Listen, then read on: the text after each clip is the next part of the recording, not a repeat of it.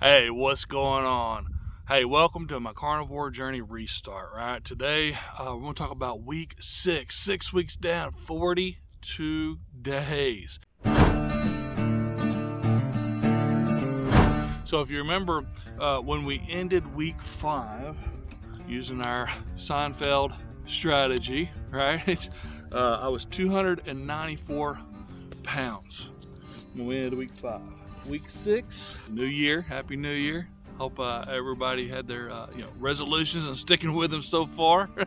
We're 1 week in. I'm at 290 pounds. So another 4 pounds down. And you might think, oh, 4 pounds down, but hey, I started at 321 and I'm down to 290. Man, that's awesome. That's what, 31 pounds, right? 31 pounds in 6 weeks. 31 pounds in 6 weeks. I'll take it. I feel so much better. I still got a long way to go, but it's just, little by little. For me, I got to keep that momentum going. And this Seinfeld, I'm telling you, the Seinfeld strategy, hey, man, it really helps me. I don't want to miss putting an X. I don't want to break the chain. And so every day that I don't have sugar or bad carbs, I put an X, right? Because I did good. And so whenever I think about that, oh, that cake looks good, or, I want to have something that I shouldn't be having, it's like, no. I don't want to break the chain. I want to keep this momentum going. I have a goal. We'll reevaluate in 12 weeks. Man, if I lose, 40 pounds, that's good in 12 weeks, right? I'm already at 31. But if I can lose, 50 pounds, that'd be great. So I'm keeping on track. I'm not getting discouraged if it's low weight per week. Sometimes it's pant size or how things fit. I shared with you, I have a CPAP machine and that because I have sleep apnea, right? Well, that mask got really tight when my face was bloating up because I was putting that weight on.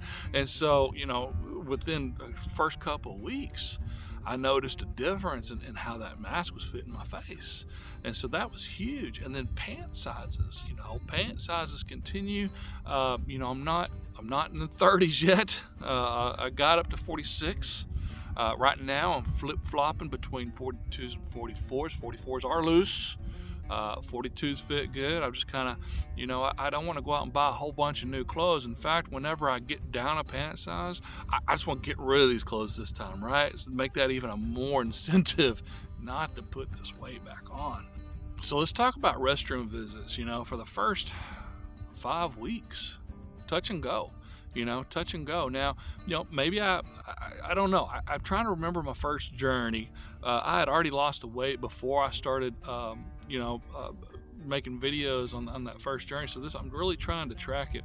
And it's starting to normalize, and I know it's gross, but I think it needs to be, shared so that you know what to expect. But in my first, 5 weeks, you can't, trust passing gas. You don't know if it's gas or not. Definitely recommend getting some of those, flushable wipes. That'll help, to prevent rawness. But then it started, towards the end of week 5, it started to normalize. It started going back to, one wipe restroom visits, if that makes sense. But it did take up to 5 weeks, and we'll see how it continues. Now in week 6, it's so far so good. I can feel it getting a difference in week 5. Week 6 was way better. The change is that in week 6, I didn't have to go as often. And so sometimes you might think, well, maybe you're, constipated or whatnot. From what I've been reading and what I've been watching, and it's just, part of the journey. Part of your system adjusting and going to pretty much all protein, no carb diet. I do still eat keto from time to time, especially when I'm in restaurants. But I've been trying. I'd probably say I'm 85% carnivore. As far as eating just protein, just beef, I've been putting little chicken in there, but mostly just beef. About 85% of the time. 15% of the time, maybe I'll have some. I'll do some fajitas with the fajita vegetables. Put it on top of a salad with some avocado, hot sauce, things like that. Especially if I'm at either a customer or a prospect. And we're in Texas. Everybody sells fajitas, right? And I love fajitas. Can't get enough of those. Cravings. I really don't have them anymore. I mean, I don't want to say, it's hard, it's still hard to look at a donut or Pepsi or something like that, absolutely, but cravings, that sweet tooth, it's not a big factor. The first 2 weeks were the hardest, and then ever since then, it's starting to kind of drift away a little bit each week.